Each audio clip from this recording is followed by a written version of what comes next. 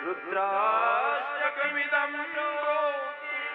विप्रेण हरितोषे ये पठन्ति नरा भक्त्या तेषां शम्भु प्रसीदति। एक बार आप भी बोलिए, तेषां शम्भु प्रसीदति।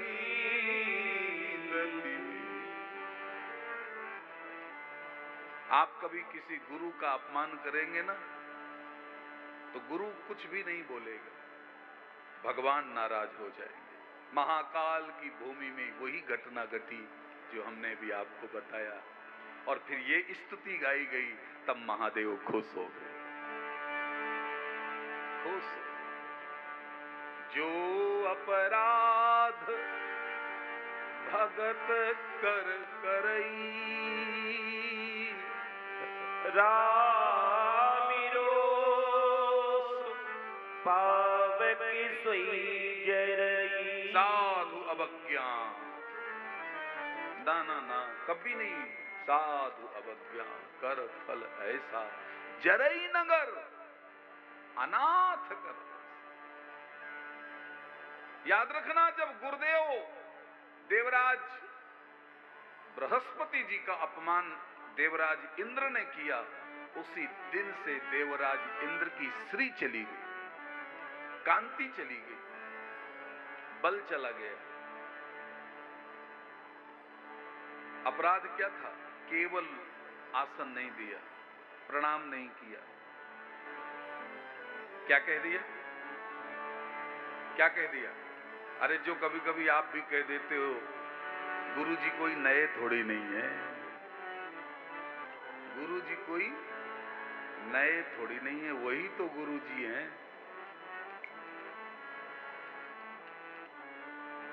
बस गुरु का आदर नहीं हुआ और श्री चली गई। तब देवराज इंद्र ने भगवान की शरणागति ली और भगवान ने सलाह दिया कि तुम कुछ दिनों के लिए अपना आचार्य विश्वरूप को बना लो, और विश्वरूप को आचार्य बनाया गया। विश्वरूप ने सबसे पहले आत्मानं परमं ध्यायेत् ध्येयं खट् शक्तिभिर्युतं विद्या तेजस्तपो मूर्तिर्मिमां मंत्रमुदाहरे। 27 श्लोकों से विश्वरूप ने अपने यजमान इंद्र को सुरक्षित कर दिया, और वो 27 श्लोक का नाम ही नारायण कवच। देखो, नारायण कवच में आप कभी ध्यान से देखना, 4 भुजा वाले भगवान की स्तुति नहीं है। स्वामी जी देखिए कितनी बढ़िया बात, नारायण कवच में 4 भुजा वाले भगवान की स्तुति नहीं है, नारायण कवच में 8 भुजा वाले नारायण की स्तुति। मैं श्लोक वाच रहा हूं, आप ध्यान से देखना। अष्टभुजा वाले नारायण आपको न दिख जाए तो बताना। ओम हरिर्विदध्यान मम सर्वरक्षाम नस्तांग्रि पद्मः पदकेन्द्र पृष्ठे दरारि चरमासि गदेषु चाप पासान्दधानुष्ट गुणेष्ट बाहु। अष्टभुजा धारण करने वाले प्रभु मेरी जल में रक्षा करें, मेरी नभ में रक्षा करें, मेरी थल में रक्षा करें। बंधु, नारायण कवच एक ऐसा पाठ है। राजेश जी इधर आ जाइए, बैठ जाइए।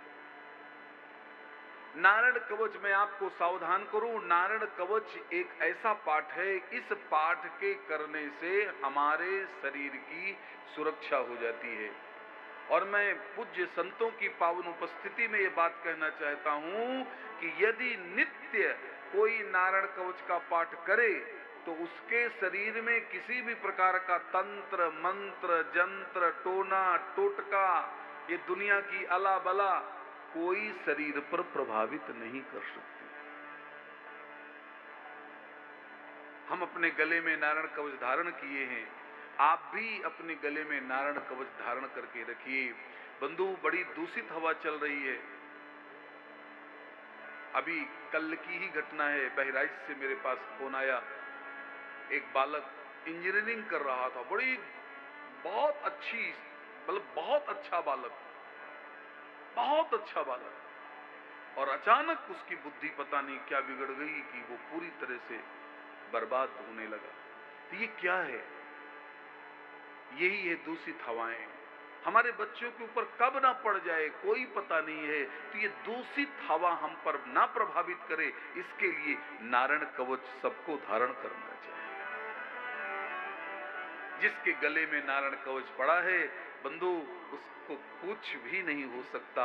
यहां तक भागवत में लिखा है, यन्यो भयम ग्रहेभ्यो भूत केतुभ्यो नभ्येवचा सरीसृपभ्यो दृष्टिभ्यो भूतभ्यो होभ्यो।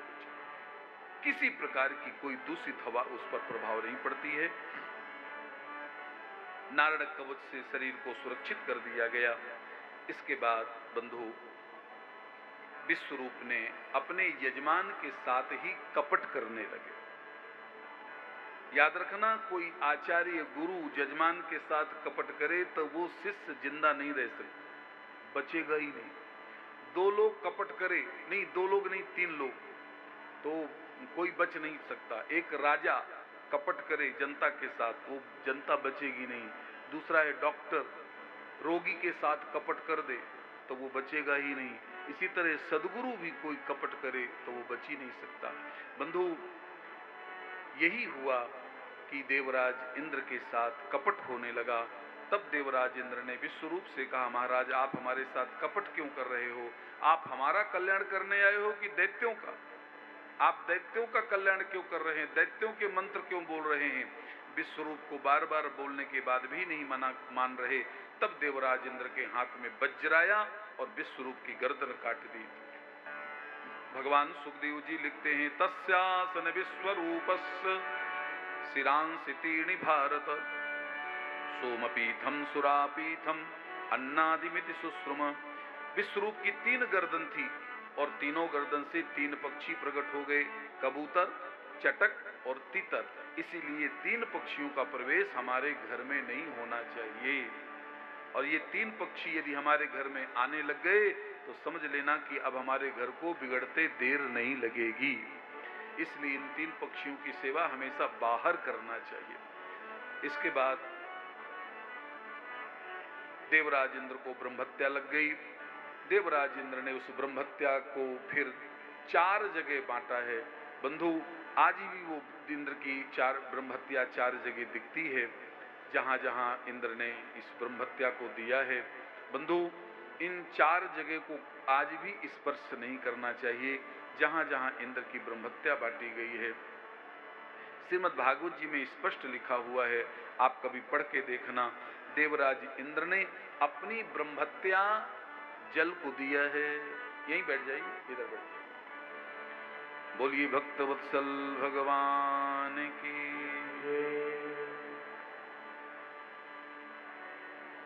ध्यान से सुनिए, देवराज इंद्र ने अपनी ब्रह्महत्या 4 लोगों को बांटी। जल को, पृथ्वी को, और किसको? वृक्ष को, और किसको? और स्त्री को। तो देखो, आज चारों जगह ब्रह्महत्या दिखती है, कभी ध्यान से देखना। जल, जल में कहां? फेन, काई। जो जल में काई होती है वो इंद्र की ब्रह्महत्या है। इसलिए जल को जब पिए तो काई को हटाकर तब जल सेवन करना चाहिए। तो जल ने कहा, हे इंद्र, हमने आपकी ब्रह्महत्या ली है, हमको वरदान दो। तो इंद्र ने वरदान दिया कि चिंता न करो, कलयुग में 40 रुपया बोतल पानी बिकेगा। एक बोतल लेने जाओगे तो 40 रुपया की मिलेगी, और एयरपोर्ट में खरीदोगे तो 100 रुपया की मिलेगी। एक बार तो मैंने एयरपोर्ट में झगड़ा कर लिया, हमको पता था नहीं, पहली बार कहानी, हमने पानी मांगा तो पानी पी लिया। हमने कहा पैसा, बोले 100 रुपया। तो हमने 20 में खरीदी थी, तो हमने सोचा कि हमसे ज्यादा पैसा ले रहा, झगड़ना, थोड़ा सा तेजी आवाज में बोलना पड़ा कि ठग रहे हो। तब बाद में पता चला कि नहीं, आज 100 की ही बिकती है। तो क्या वरदान मिला इंद्र को? इंद्र ने क्या वरदान दिया कि कलयुग में तुम्हारी खूब कीमत होगी। और बंधु, जरा आप कभी देखना, इंद्र पानी में कितना माधुरी है। आप किसी को 5 किलो रसगुल्ला खिला दो, रसगुल्ला में स्वाद मिलेगा, लेकिन जब तक वो पानी नहीं पिएगा तब तक उसको माधुर्य नहीं मिलेगा। मानो इंद्र ने जल को ये बताया कि तुम्हारे जैसा माधुर्य दुनिया में कहीं नहीं होगा। इसलिए जल को हमें बचाना चाहिए, जल को बर्बाद नहीं होना चाहिए। प्रयागराज की भूमि से हम सबको ये संदेश मिलना चाहिए कि जल है तो कल है। ये जो भारत सरकार सब जगह सूचना दे रही है कि जल को बचाओ, जल को बचाओ। इसके बाद वृक्षों को ब्रह्म हत्या दी गई। तो बंधु, आज भी वृक्ष में जो गोंद दिखती है वो इंद्र की ब्रह्म हत्या है। इसलिए गोंद को नहीं खाना चाहिए। वृक्षों को भी वरदान दिया। इसके बाद पृथ्वी ने ब्रह्म हत्या ली। तो पृथ्वी में ऊसर भूमि के रूप में ब्रह्म हत्या दिखती है, जो ऊसर भूमि होती है। और स्त्री ने भी इंद्र की ब्रह्म हत्या ली है। तो बंधु, स्त्रियों को क्या वरदान मिला? आज भी स्त्री में वो रजो दर्शन के रूप में वो ब्रह्म हत्या दिखती है। तो स्त्री को क्या वरदान दिया इंद्र ने?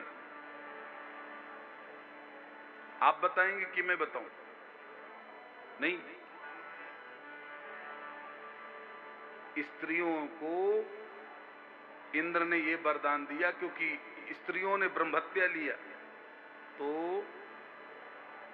देवराज इंद्र ने स्त्रियों को वरदान दिया कि तुम चिंता ना करो, तुम 80 साल की बुढ़ी भी हो जाओगी लेकिन अपने पति को हमेशा प्रिय रहोगी।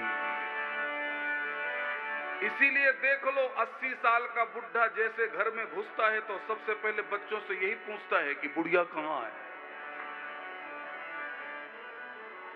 80 साल का वृद्ध सबके कमरे में नहीं जाएगा, उसी कमरे में जाएगा जहां उसकी पत्नी है।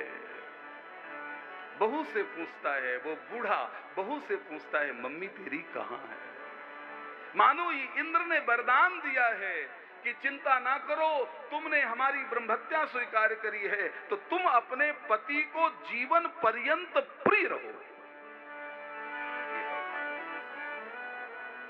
बंधु, याद रखना, 5 चीजें कभी पुरानी नहीं होती। 5 चीजें कभी पुरानी नहीं होती। पहला, सूर्य का उदय। आप बताइए, कभी पुराना होता है? जब सूर्य उदय होता है लगता है क्या। और दूसरा, सूर्य का उदय कभी पुराना नहीं होता। और दूसरा, तांबूल। ये जो सुपारी खाने वाले, पान खाने वाले होते, उनसे पूछो, जितनी बार खाएंगे उतनी बार उनको नया स्वाद मिलेगा। पान कभी पुराना नहीं होता। और तीसरा, भगवान की कथा। भगवान की कथा कभी पुरानी नहीं होती, जितनी बार सुनोगे आपको उतनी बार नई मिलेगी। और बंधु, अनुकूल मित्र। और पांचवा, अरे पांचवा वही प्रिय भार्या। नूतनाती दिने दिने, ये कभी पुरानी नहीं लगती। भगवान सुखदेव जी कहते हैं, इन 5 लोगों ने ब्रह्महत्या स्वीकार किया। बाद में तुष्टा ने यज्ञ किया और उस यज्ञ से वृत्रासुर को पैदा किया। वृत्रासुर का भयंकर इंद्र के साथ युद्ध हुआ है। वृत्रासुर की बड़ी गजब की स्तुति है। वृत्रासुर रणभूमि में ऐसी स्तुति करी है कि ऐसी स्तुति भैया आज तक बड़े बड़े योगियों ने नहीं करी है। आओ वृत्रासुर की स्तुति सुनिए। अहम हरे तो पादैक मूल दासानुदासो भवतास्मि भूयः मनः स्मरेता सुपते गुणास्ते गृणीतवा कर्म करोतु कायः न नाकपृष्ठं न च पारमेष्ठं न सार्वभौमं न रसाधिपत्यं न योगसिद्धिर्न पुनर्भवं वा समञ्जसत्वं विरहैह काङ्क्षे अजातपक्षा इव मातरं खगाः स्तन्यं यथा वत्सतराक्षुधार्था प्रियं प्रियेव विशुतं विशष्णा मनोरविन्दाक्षदीक्षते त्वाम्। ये वृत्रासुर की बड़ी गजब की स्तुति है। इसके बाद बंधु वृत्रासुर को मारा गया है। वृत्रासुर मरते समय भगवान के चरणों में अपना स्थान स्वीकार किया है। राजा परीक्षित ने कहा महाराज ये वृत्रासुर कौन था? तब भगवान सुखदेव जी ने कहा राजन ये वृत्रासुर पूर्वजन्म में चित्रकेतु नाम का राजा था। इसके बाद भागवत जी का अष्टम स्कंद पूरा होता है।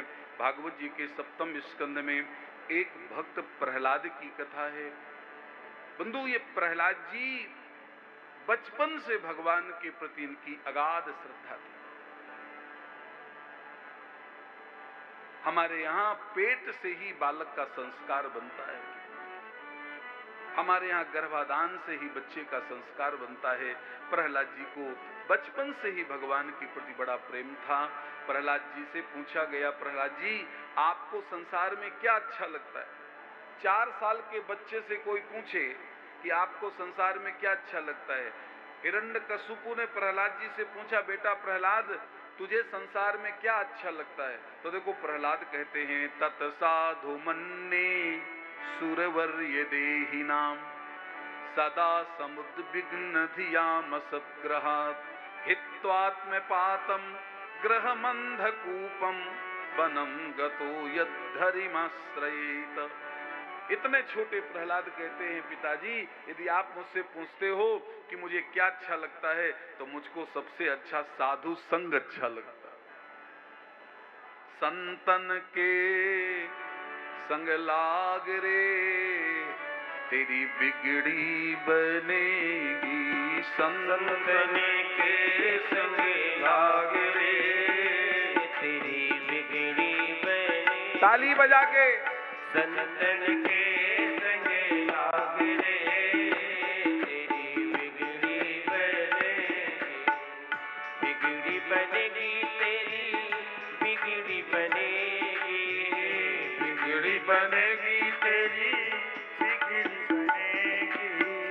होए तेरो बड़े भाव रे तेरी बिगड़ी बनेगी। होए तेरो बड़े भाव रे तेरी बिगड़ी बनेगी। संतन के संग लाग रे तेरी बिगड़ी बनेगी। मेरी आपसे प्रार्थना है 5-5 मिनट में 10-10 मिनट में आप ये विचार करो कि हम बैठे कहाँ हैं। 10-10 मिनट में 15-15 मिनट में हम सब लोगों को ये सोचना चाहिए कि हम श्री प्रयागराज में बैठे हैं, गंगा मैया के किनारे बैठे हैं, महाकुंभ के पर्व में बैठे हैं, संतों के संग में बैठे हैं। पूरा भजन हम लोग नहीं गाएंगे क्योंकि पूरा भजन गाने का हमारे पास समय नहीं है। बस इतना कह करके कथा को आगे बढ़ाएं। तत्साधु मन्ये सुरवर्य देहिनाम। प्रहलाद जी ने कहा पिताजी मुझको साधु संग अच्छा लगता है। जिस घर में पिताजी कभी कोई साधु अपने चरण नहीं रखते वो घर अंधकूप है। अब जितने लोग बैठे हैं और जितने लोग इस विज्ञान के माध्यम से अपने अपने घरों में कथा सुन रहे हैं, महाराज जी ये कथा लाइव चल रही है यूट्यूब में, हजारों लोग कथा सुन रहे हैं, पूरे संसार में लोग कथा सुन रहे हैं। जो नहीं आ पा रहे वो भी इस कैमरे के माध्यम से अपने अपने घरों में कथा सुन रहे हैं। तो आप सब जितने लोग कथा सुन रहे हैं आप अपने आप में विचार करिए, क्या हमारे घर में अभी तक कोई साधु ने चरण रखा है कि नहीं? यदि हमारे घर में, हमारे आंगन में किसी संतों ने चरण रख दिया है तो आप बहुत भाग्यशाली हैं। और यदि अभी तक हमारे आंगन में किसी संत ने चरण नहीं रखा तो भगवान से प्रार्थना करो कि हमारे घर में कोई साधु आए और हमारे घर में उसके चरण पड़े। हिरण्यकशिपु ने अपने बेटे को समझाया, बेटा साधु मेरे दुश्मन हैं, तुम ये साधु साधु साधु साधु साधु क्यों करते हो? नारायण मेरा दुश्मन है, तुम नारायण नारायण नारायण नारायण क्यों करते हो? प्रहलाद जी ने कहा, पिताजी नारायण किसी का दुश्मन नहीं होता। हिरण्यकशिपु कहता मेरा दुश्मन है। क्यों? क्योंकि मेरे भाई को मारा है। प्रहलाद जी ने कहा, आपका भाई कौन? मेरे भाई का नाम है हिरण्याक्ष। मेरे भाई को भगवान बाराह ने मारा है, तो इसलिए नारायण मेरा दुश्मन है। प्रहलाद जी ने कहा, आपका दुश्मन भगवान हो तो हो, मुझे नहीं पता, लेकिन मेरे तो भगवान मित्र है। पिताजी एक बात सुन लो, ये कितनी अवस्था में बातचीत हो रही है बेटे और बाप से? अरे 5 साल के बालक से बात हो रही है। वो प्रहलाद कहता है, पिताजी चाहे आप जितना मुझे समझाओ मैं भगवान को नहीं छोड़ सकता। हिरण्यकशिपु को गुस्सा आया तो हिरण्यकशिपु ने अपने बेटे को दंड दिया। क्या दंड दिया? देखो भागवत में लिखा है, दिग्गजई, हाथियों से कुचलाया, हाथी नहीं कुछ बिगाड़ पाए। दंड सूकैश्य, कुछ भी नहीं बिगड़ा। अभिचारा, गर जहर खिलाया, आग में जलाया, पहाड़ से गिराया। जितने दुनिया के कष्ट हैं प्रहलाद जी को सब दिए गए। मानो ये कथा सावधान करती है, कथा को कहानी जैसे न सुनिए। फिर मेरी आप सबसे हाथ जोड़कर प्रार्थना है, कथाओं को कहानी जैसे न सुनिए। भगवान के भक्तों को आज नहीं सनातन से कष्ट मिला। ये मार्ग बहुत कठिन है। मकान बनाना सरल है, दुकान चलाना सरल है, शादी विवाह करना सरल है, सब कुछ सरल है, लेकिन भक्ति करना बहुत कठिन है। जो भक्ति कर रहे हैं, जो सदमार्ग में चल रहे हैं, जरा उनसे पूछो क्या क्या सहन करना पड़ता है। ये मार्ग इतना कठिन है साहब, बहुत कठिन है। प्रहलाद जी को कितना कष्ट दिया गया है कि शायद दुनिया में आज इतना कष्ट शायद किसी को भी न दिया गया हो। आज थोड़ा सा कष्ट हो जाए तो हम सबसे पहले भगवान ही छोड़ते। आप कभी देखना, अभी इस महाकुंभ में कोई घटना घट जाए तो हम घर जाके पहले भगवान के गंगा जी में फेंकेंगे। ये भगवान है। मैं महाकुंभ में गया था, मेरा जेब कट गया, मेरा ऐसा हो गया, मेरा वैसा हो गया, हम सीधे भगवान को गंगा जी में फेंक देते हैं। बंधु जरा प्रहलाद जी को देखो, जितना प्रहलाद जी के जीवन में कष्ट आ रहा है उतना प्रहलाद जी की भक्ति पुष्ट हो रही है। यही है भक्ति का धर्म। जितना भक्त को कष्ट मिलेगा उतनी ही भक्त की भक्ति पुष्ट हो जाए। और अंत में हिरण्यकशिपु ने तलवार लेकर मारने लगे। उसी समय ओ खंभा फाड़ करके उग्रवीरम महाविष्णुम ज्वलंतम सर्वतोमुखम नृसिंहम भीषणम भद्रम मृत्यु मृत्युम नमाम्यहम्। वागीसा यस्य वदने लक्ष्मीर्यस्य च वक्षसि यस्यास्ति हृदयं संवित् तम नृसिंहम महं भजे। एक बार जोरदार जयकारा।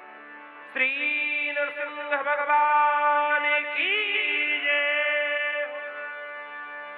सारे वरदान पूरे करने के बाद भगवान नरसिंह का प्राकट होता है। नायम मृगो नापि नरो विचित्र महो किमे तन्न मृगेन्द्र रूपम मीमांसमानस्य समत्थितोग्रतु नरसिंह रूपस्तदलं भयानकम। नरसिंह भगवान की स्तुति हुई है। बोले प्रभु प्यारे प्रिय कोमल तिहारे अंग असुर को मारे मम नाम एक गाने से। गिरते गिराए जल में डुबाए, हाय अग्नि में जलाए, कमी कीनी नहीं सताने में। आगे की लाइन सुनोगे आंखों में आंसू आ जाए। उर से लगाए, भगवान ने प्रहलाद जी को अपने छाती से चिपका लिया। उर से उड़ते लगाए, प्रभु कहे बार बार, करुणा निधि है करुणा दिखाए। मंजुल मुखार बिंद, मंजुल मुखार बिंद, चूम चूम कहे प्रभु, क्षमा करो भक्त मुझे देर भई आनो। क्षमा करो भक्त मुझे देर भई आनो। मिलेगा ऐसा भगवान? अब बोलो, ऐसा भगवान दुनिया में कहीं मिलेगा? अहो बकीयम स्तनकाल कूटम जिघांसया पाय यदप्प साध्वी, लेभे गतिम धातृचिताम ततोन्यम कम वा दयालु शरणम ब्रजे। ऐसा दयालु मेरे भाई बहन दुनिया में कोई भगवान है ही नहीं। केवल हमारे सनातन धर्म में ही ऐसे भगवान मिलेंगे। नहीं, चाहे दुनिया के जितने धर्म हैं, आप किसी भी धर्म के अनुयायी बन जाओ, ऐसा सरल और दयालु भगवान मिल जाए तो बताइए। फिर भी देखो हम लोग भगवान बदल रहे, फिर भी हम लोग भगवान बदल रहे। हमारे भगवान जैसा दयालु कहां है साहब? जो हमारे स्वामी जी के भगवान हैं, जो हमारे स्वामी जी के भगवान हैं, वो तो और भी दयालु। उनकी दयालुता बताऊं क्या? एक आदमी चोरी करने गया शंकर जी के मंदिर, तो जब शंकर जी के मंदिर में कुछ दिखाई नहीं दिया तो उसको ऊपर शंख दिखाई दी, घंटा लटका था वो दिखाई दिया। तो वो चोर ने सोचा कि घंटा कैसे निकालूं। अब वो ऊंचाई में, तो चोर ने सोचा क्या करूं, यहाँ कोई मेजोज तो है नहीं, तो उसी शिवलिंग के ऊपर चढ़ गया और शिवलिंग के ऊपर चढ़ करके घंटा उतारने लगा। अब जैसे घंटा उतार करके नीचे उतरा तो शिवलिंग से महादेव प्रकट हुए। चोर ने कहा क्या हुआ, अब आज के बाद से चोरी नहीं करूंगा। चोर को लगा कि मालिक आ गया, मंदिर का मालिक। लेकिन महादेव जी कहते हैं ना ना, तो चोरी करना, मैं चोरी के लिए मना करने नहीं आया हूं, तू मुझसे वरदान मांग ले। चोर कहता है मैं चोरी करने आया फिर भी वरदान दे रहे हो। तो पता है महादेव क्या कहते हैं? महादेव कहते हैं बेटा, आज तक मेरे ऊपर लोगों ने चावल चढ़ाया है, आज तक लोगों ने मेरे ऊपर बिल्वपत्र चढ़ाया है, लेकिन आज पहला भगत मिला जो स्वयं को चढ़ा दिया। बोलो, ऐसा भगवान मिलेगा किसी धर्म में? अरे राम तुम बड़े दयालु हो, राम तुम बड़े दयालु हो, राम तुम बड़े दयालु हो, राम तुम बड़े दयालु हो। और ना कोई हमारा है, और ना कोई हमारा है, मुझे एक तेरा सहारा है, मुझे एक तेरा सहारा। ये नैया डोले लगी मेरी, ये नैया डोले लगी मेरी, प्रभु जी तुम करो न अब देरी, प्रभु जी तुम करो न अब देरी। राम तुम बड़े दयालु हो, राम तुम बड़े दयालु हो, राम तुम बड़े दयालु हो, राम तुम बड़े दयालु हो।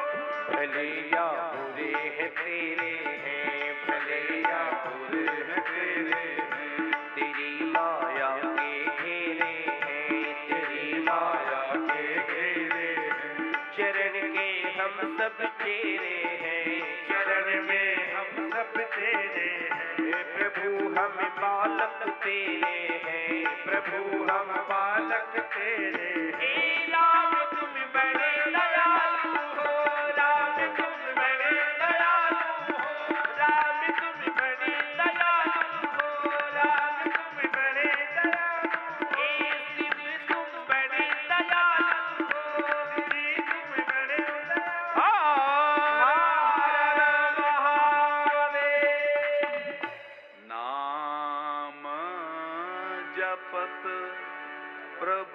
कीन प्रसादु नामे जपत प्रभु कीने प्रसादु भगत शिरोमणि भय प्रहलादु भगते शिरोमणि हे प्रहलादु भगति शिरोमणि भय प्रहलादु भगते शिरोमणि हे प्रहलादु हे प्रहलादु हे प्रहलादु। हमारे पूज्य गोस्वामी तुलसीदास जी महाराज की यही महिमा है। सुखदेव जी ने 4 अध्याय में प्रहलाद चरित्र सुनाया। सुखदेव जी ने 4-5 अध्याय में प्रहलाद चरित्र सुनाया और गोस्वामी जी ने एक चौपाई में पूरा प्रहलाद चरित्र कह दिया। देखो भगवान सुखदेव, आप कभी भागवत खोलना, ध्रुव चरित्र 4-5 अध्याय में, लेकिन गोस्वामी जी ने एक चौपाई में पूरा ध्रुव चरित्र। ध्रुव सगलानी जपऊ हरि नाम पावा अचले अनुपम। लो, ध्रुव चरित्र हो गया, प्रहलाद चरित्र हो गया। ये है हमारी पूज्यपाद गोस्वामी जी की कलम। हम लोगों को बहुत गर्व होता है। हमारे पूज्य स्वामी जी भी महाराज, हमारे पूज्य महाराज श्री भी वही चित्रकूट में विराजते हैं। हम लोगों को केवल इसी बात का गर्व है कि हम अपने पूज्यपाद गोस्वामी तुलसीदास जी की गांव के हैं, उनके गांव के। प्रहलाद जी की भगवान ने रक्षा करी। हिरण्यकशिपु को भगवान अपने चरणों में स्थान दिया और जाते जाते भगवान ने एक बात कही प्रहलाद से कि बेटा प्रहलाद, तुम अपने पिता की चिंता नहीं करना, तुम्हारे पिता को मैं मारने के बाद नरक में नहीं डालूंगा, तो इस बात की चिंता नहीं करना। तो प्रहलाद जी ने कहा, तो मेरे पिता को आप कहां भेजोगे? तो भगवान कहते, मैंने तेरे पिता को मारने के बाद सीधे अपने द्वार बुलाया, अपने बैकुंठ में बुलाया। बंधु याद रखना, त्रिहि सप्तभि पिता पूतः पितृभि सहते नघ यत साधुस्व गृहे जातो भवान्यैः कुल पावना। जिसके कुल में, जिस परिवार में एक संत पैदा हो जाए, याद रखना, जिस परिवार में कोई एक संत बन जाता है, उस परिवार की एक पीढ़ी नहीं 3 पीढ़ी नीचे की और 7 पीढ़ी ऊपर की, ये सभी पीढ़ियां तर जाती है। कोई साधु बच्चा, भगवान की महती कृपा है। आओ अब हम धीरे से श्रीमद् भागवत जी के 8वें स्कंध में प्रवेश करते हैं। 8वें स्कंध में सबसे पहले भगवान एक ग्राह का उद्धार करते हैं और गजेंद्र का कल्याण करते हैं। आसीत गिरिवरो राजस्त्रकूट इति विश्रुतः क्षीरोदेनावत श्रीमान योजनान युतमुक्षिताः। जब उस गजेंद्र ने अपने बच्चों के साथ, परिवार के साथ उस सरोवर में स्नान करने गया तो उस गजेंद्र का पैर ग्राह ने पकड़ा। ये कहानी बड़ी प्रसिद्ध है और उस हाथी ने अपनी पूरी ताकत लगा दी लेकिन पैर नहीं निकाल पाया। तब हाथी ने अपने परिवार की मदद मांगी, परिवार के भी लोग भी पैर नहीं निकाल पाए। तब हाथी को अपना पूर्व जन्म याद आया और पूर्व जन्म में जो इसने स्तोत्र का पाठ किया था, उसी स्तोत्र का पाठ किया तो भगवान ने गजेंद्र की रक्षा किया। अब इस कथा का मूल तात्पर्य समझ लीजिए। इस कथा का मूल तात्पर्य क्या हुआ कि गजेंद्र की रक्षा कैसे हुई? पूर्व जन्म में जो स्तोत्र का पाठ किया था उसी पाठ को किया और गजेंद्र की रक्षा हो गई। तो इसलिए भैया जितने लोग यहाँ बैठे हो प्रयागराज में, तो एक संकल्प ले लीजिए कि हम भी जीवन में एक स्तोत्र का पाठ करेंगे। हम तो कहते हैं ये संकल्प ले लो कि जब तक वो स्तोत्र का पाठ नहीं कर लेंगे तब तक पानी नहीं पिए। कोई स्तोत्र ले लीजिए, हम आपको स्तोत्र में नहीं बांधेंगे, हाँ नाम बता देते हैं। चाहे राम रक्षा स्तोत्र का पाठ करके पानी पीजिए, चाहे श्री आदित्य हृदय स्तोत्र का पाठ करके पानी पीजिए, या तो गजेंद्र स्तोत्र का पाठ करके पानी पीजिए, या तो जो आपकी इच्छा हो। और मुझे तो लगता है कि कोई स्तोत्र ना हो तो श्री गुरु चरण सरोज रज निज मन मुकुर सुधार, बरनौ रघुवर विमल जसु जो दायक फल चार। आप हनुमान चालीसा का पाठ करके ही आप पानी पीजिए। बंधु याद रखना, यदि आप अपने जीवन में कोई स्तोत्र को जोड़ लिया है तो जब हमारे जीवन में कोई संकट आएगा तब वही स्तोत्र हमारी रक्षा करेगा। इसलिए हम सब लोग अपने जीवन में गजेंद्र जैसा स्तोत्र जोड़े। यह स्वात्मनीदम निजमाय अर्पितम क्वचित विभातम कुछ तत्तिरोहितम अविद्र दिक्षाक्षु भयं तदीक्षते सयात्म मूलो वतु माम परात्परः। भगवान ने गजेंद्र की रक्षा करी। राजा परीक्षित ने कहा ये गजेंद्र कौन था, ग्राह कौन था? तो भगवान सुखदेव जी कहते हु नाम का गंधर्व ग्राह बना और इंद्रदुम्न नाम का राजा हाथी बना। इसके बाद बंधु श्रीमद् भागवत जी में अब वही कथा आ रही है जो जिस कथा के कारण ये महाकुंभ का पर्व मनाया जाता है।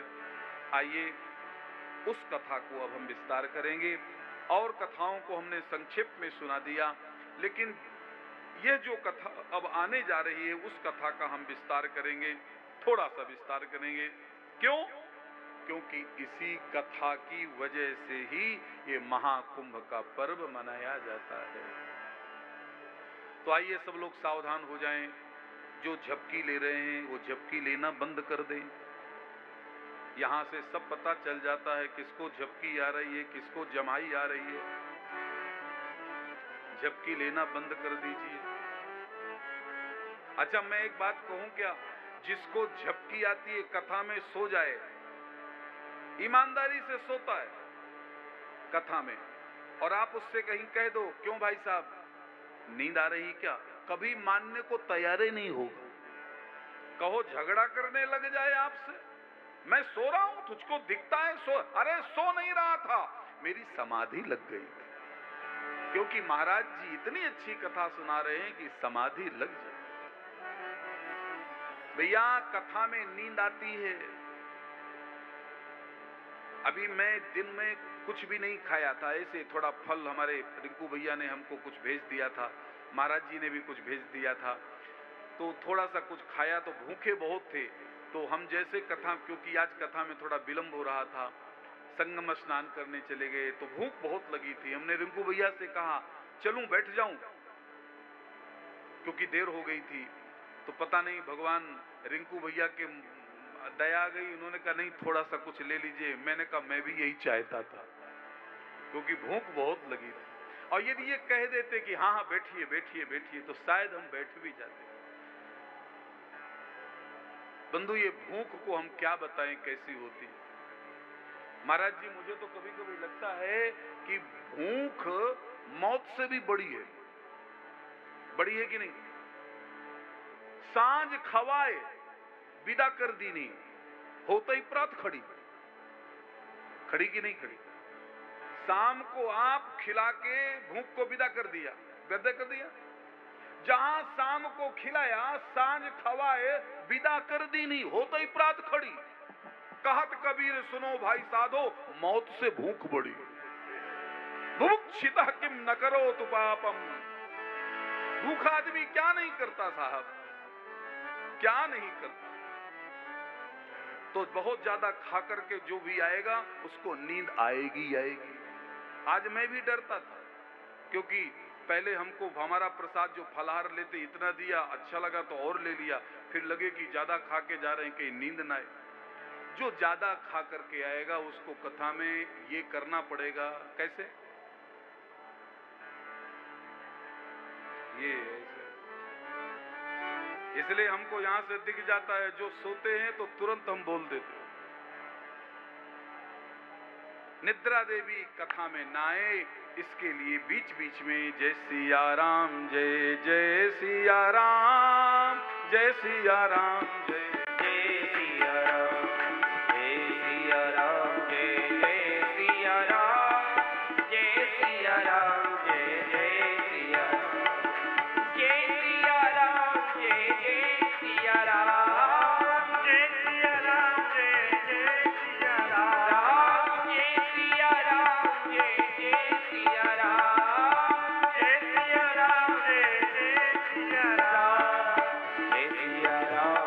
जय सिया राम, जय सिया राम, जय जय सिया राम, जय सिया राम, जय जय सिया राम, जय सिया राम, जय जय सिया राम, जय सिया राम, जय जय सिया राम, जय सिया राम, जय जय सिया